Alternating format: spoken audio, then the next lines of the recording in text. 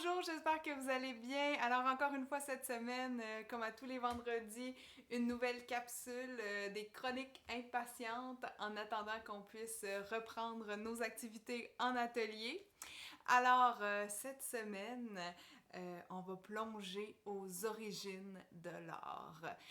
En fait, j'ai pensé vous faire une série de petites capsules qui vont traverser un peu l'histoire de l'art, les grandes périodes, et je vais vous envoyer des liens vidéo aussi de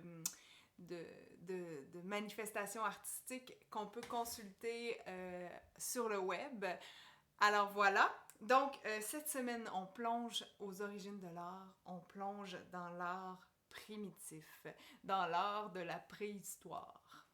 Alors, on remonte ensemble dans le passé, on se retrouve ensemble 15 000 ans avant Jésus-Christ, et c'est là qu'on se rend compte que à partir du moment où il y a des hommes quelque part, il y a de l'art quelque part. Alors, je vais vous parler aujourd'hui de l'art rupestre. L'art rupestre, en gros, c'est la première forme de représentation picturale.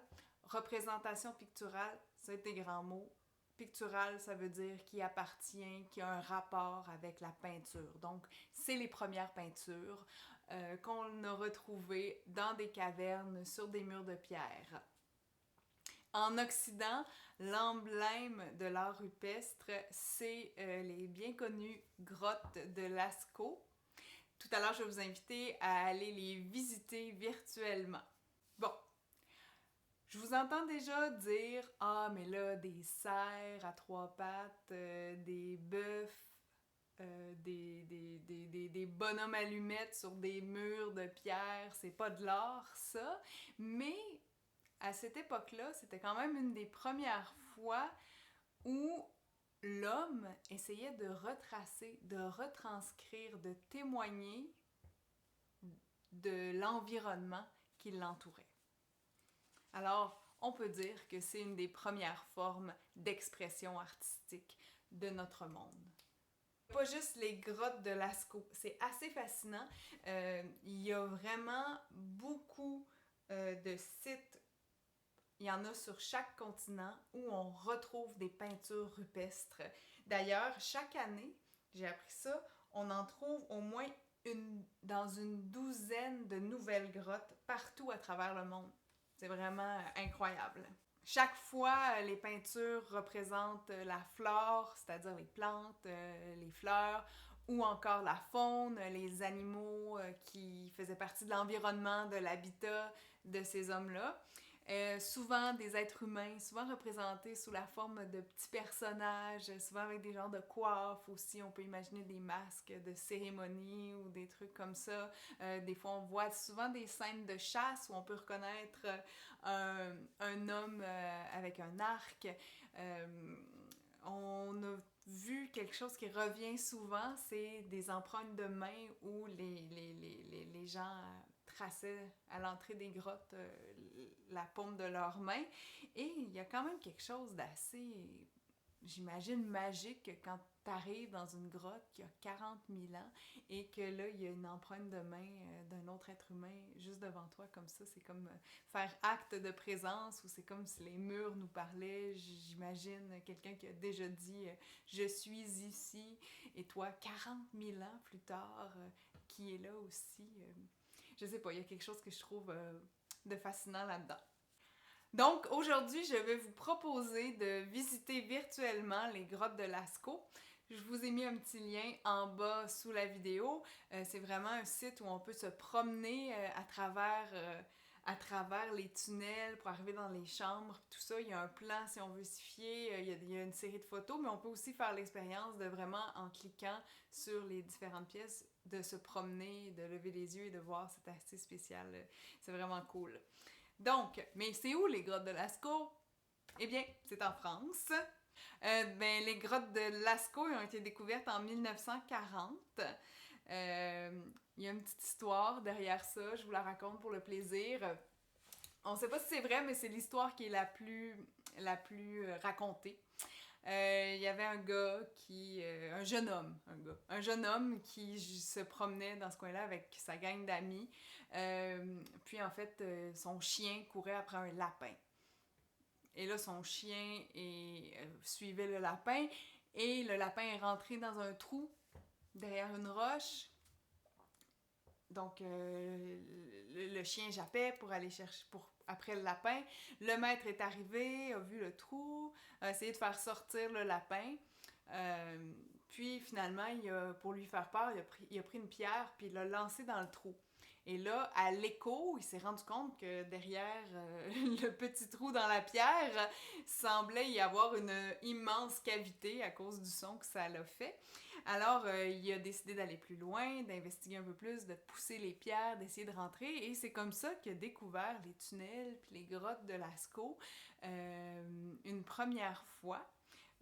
Et finalement, 2 jours plus tard, ça le trottait dans la tête d'avoir découvert ça. Alors, il a pris de l'équipement, lui, avec ses amis, là, les jeunes gars, avec quelques bières, sont retournés à la grotte de Lascaux avec cette fois-ci des lampes torches. Et c'est là qu'ils ont découvert les peintures. C'était des jeunes hommes là, à ce moment-là. Après, puis là, à chaque jour, ils y allaient quotidiennement. C'était incroyable de découvrir ça. Là. Ils devaient se sentir comme des Indiana Jones. Alors, à un moment donné, les parents du gars, ils ont demandé, ben voyons, comment ça tu reviens tout le temps poussiéreux et sale? Alors, il a fini par leur raconter qu'il avait découvert ça, puis qu'il y avait des peintures sur les murs, que c'était vraiment incroyable. Et les parents ne l'ont pas tant cru. Et là, ça s'est mis à jaser, parce que ça commençait à jaser, tout le monde en parlait un peu dans les alentours. Donc, ils ont communiqué avec un préhistorien qui habitait dans une autre ville. Il est venu en train pour investiguer ces grottes-là. Et dès qu'il a mis les pieds là, il a authentifié le site comme un site historique et comme une œuvre d'art, en fait. Et c'était le 21 septembre 1940. Alors tout ça s'est passé en à peu près 3 semaines à partir du moment où les jeunes fanfarons ont découvert la grotte. Après ça, 8 ans plus tard, elle a été ouverte au public, mais elle a été fermée en 1963 pour protéger les peintures parce que finalement, pendant cette période-là, de 1948 à 1963, il y avait à peu près 1000 personnes par jour, 1000 touristes qui venaient visiter les grottes, à peu près en tout, genre 1 million de personnes qui ont vu les vraies grottes de Lascaux. Et ils ont fermé parce que, imaginez-vous donc que la chaleur humaine de tous ces gens-là, le CO2 de leur respiration, le gaz carbonique, était en train d'endommager les peintures et de fucker l'écosystème de la grotte, de faire de la moisissure. Alors, ils ont été obligés de fermer la grotte. Depuis ce temps-là, ils ont posé des systèmes de ventilation et tout ça parce que même maintenant, ils ont encore des problèmes de champignons et de dégradation des peintures parce que l'humain est allé y mettre son nez et a vraiment changé l'écosystème de par sa présence. On dit des grottes de Lascaux qu'elles sont la chapelle Sixtine de la préhistoire. Ça, c'est assez amusant. Les grottes comme telles, c'est à peu près 250 mètres de tunnels et de chambres. Il y a plusieurs salles. Une des salles les plus connues, c'est, si vous voulez aller voir, c'est la salle des taureaux, où il y a un genre de troupeau gigantesque de taureaux peints au plafond, très près, très serrés les uns des autres. Comment les artistes créaient leurs peintures, leurs couleurs, comment ils s'y prenaient à cette époque-là. Alors, ils travaillaient souvent avec du charbon, avec des pierres concassées, avec la poudre que ça faisait des pierres, avec des plantes broyées, ils mélangeaient ça. La plupart du temps, ils appliquaient la peinture avec leurs doigts. Et aussi, il y avait une autre technique qui est un peu comme souffler dans une paille pour pulvériser la peinture et les pigments. Ils prenaient un os qui trouait et ils s'en servaient comme ça pour pulvériser et les choses apparaissaient un peu comme un pochoir, un peu comme en négatif. La plupart des mains qu'on voit étampées, c'est fait de cette façon-là avec la main et on souffle les pigments par-dessus pour la faire apparaître. En plus, ils fabriquaient même leurs échelles et des échafauds parce que toutes les peintures sont sur les plafonds, sont dans le haut des murs. Donc, en plaçant tout très très haut sur les plafonds, on peut se dire ici qu'il y a quand même une conscience de vouloir laisser une trace qui perdure, de vouloir laisser une trace un peu inaccessible, un peu protégée du commun, du normal. Donc, quelque chose qui sort de l'ordinaire, quelque chose qui va perdurer à travers le temps. Donc, c'est ce qui nous amène à considérer ça quand même, parce que l'intention est là, une intention d'expression artistique. Et finalement, quand on s'imagine les artistes de l'époque en train de peindre dans la caverne, il faut s'imaginer qu'à cette époque-là, ça se faisait dans le noir absolu, à la lumière de petits brûleurs qui se fabriquaient, qu'on a retrouvés sur les lieux, qui est une sorte de grosse cuillère dans laquelle ils mettaient de la graisse d'animal qui faisait brûler. Donc à la flamme d'une chandelle dans des grandes grottes où finalement ils ne devaient jamais vraiment voir au complet leur œuvre, mais juste travailler par petits bouts. Donc c'est quand même fascinant, il faut vraiment vouloir s'exprimer. Puis la plupart des peintures sont toujours réalisées avec sensiblement les mêmes couleurs de pigments, noir, rouge et ocre. Aussi, les historiens qui ont étudié les grottes de Lascaux, ils ont statué que c'est clairement ce lieu-là, les grottes, ce n'est pas un lieu d'habitation. Il n'y a aucun homme qui y a habité. C'était vraiment un lieu finalement qui a été dédié à aller y apposer des peintures. Est-ce que c'était un lieu sacré? Est-ce que c'était un lieu... est-ce que c'était finalement pour eux comme une grande toile? Est-ce que c'était un rituel? On ne le saura jamais, mais c'était clairement un lieu dédié à ces peintures-là. Et puis même si ce qui est représenté dans les peintures, ce sont des éléments très concrets, des animaux, des plantes, il reste qu'il y a toujours un certain symbolisme, des symboles qu'on ne reconnaît pas. Alors il y a plein d'hypothèses sur ce que c'est les peintures rupestres. Il y a des gens qui pensent que c'est simplement des trucs de chasse qui s'écrivent pour se donner, des genres de cartes de territoire, de où est le bétail finalement. Il y a certaines personnes qui pensent que c'est une forme de langage, une forme d'écriture.